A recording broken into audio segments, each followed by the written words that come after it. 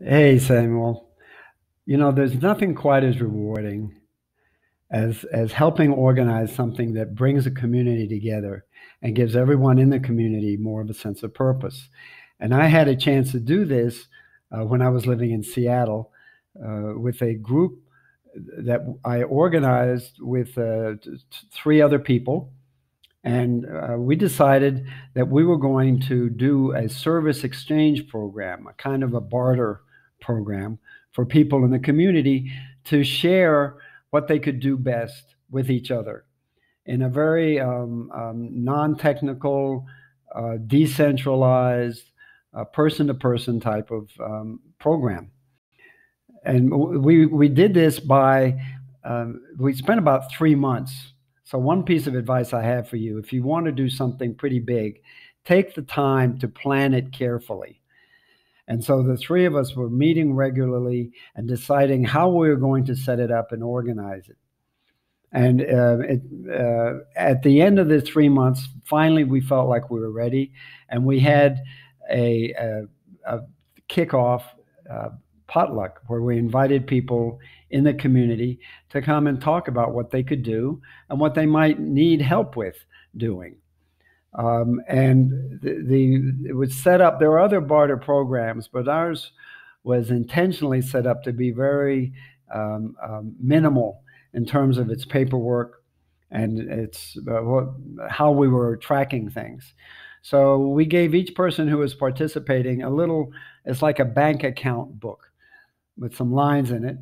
And the idea was every time someone would do something to help another person in that group, then he or she could write down the hours that they spent, what they did, and how long they spent doing it, and keep a track. So, as like a bank account, every time you do something to help somebody, you are accumulating your assets, you're accumulating your time.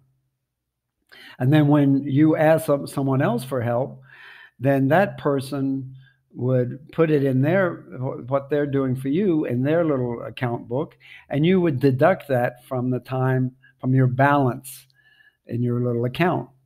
So it was very simple, and it was all based on regular, like monthly potluck dinners in which everybody could come in and write on the board what they could offer to each other.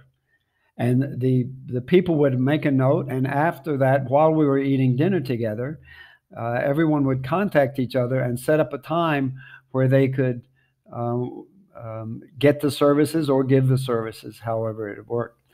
Um, my very first time was one of the key people in our group.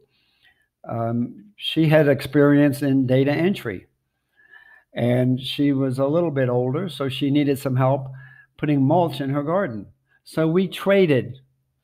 Um, I went out and laid mulch in her garden, and she did some data entry for me.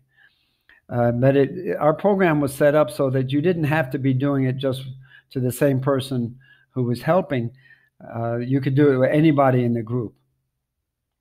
And one of my favorite experiences, especially early on, was after this initial meeting, an elderly lady came up to me. She said, "You know, Carrie, I just don't have many skills. I can't do much. So please, here's $20 to help you fund your project because I believe it's a wonderful project." And I said, "Well, wait a minute. First of all, can you tell me a little bit about your background, what you've done in the past, something that you're especially proud of?" And she said, "Well, not really, nothing much." And she's talked about her kids and things. And then she said, "Once my husband and I were living in a small town in Arkansas, and we organized a Universalist Unitarian church in that community." And I said, "What? A progressive church like that, and you organize it in a small town in Arkansas?" I said, "That's quite an accomplishment. Can you tell me more about how you did it?" And she was describing uh, some of the infrastructure that she had set up, and some of the programs that they developed, and how they got out and got people to join their church. And I said, this is amazing. This is a wonderful accomplishment. I want to talk to you more, and we are going to write down the way that you manage that so that it can help us organize our service exchange group more effectively. And she was very surprised. She said, I can do that? You can use my help that way? And I said, absolutely. And so this lady, although she was taking care of her husband, who was very ill, she found the time to come in and help us on a regular basis and became one of our most active members. So that was a wonderful feeling of accomplishment that we get just from finding out what someone is most proud of and what they can do best. And we were working with all kinds of groups and children and combinations of skills. And within that first year, we actually won an award from the Seattle Department of Parks and Recreation, so the Seattle City Parks and Recreations Department, for a community building program. And I had to leave Seattle. I moved away, but I was very proud of the fact that based on what we'd done and the strength of this program, it continued for 7 years, led by other people who had helped us organize it. For 7 years, it continued and in the Seattle, in our neighborhood, which was called Wedgwood in Seattle, which is where your mom and your aunties all grew up there in Wedgwood. So anyway, this was a wonderful program, and it's something I highly recommend to anyone out there who's interested in community building and inclusion, and making a program that doesn't require a lot of grants and support and organization, a lot of money.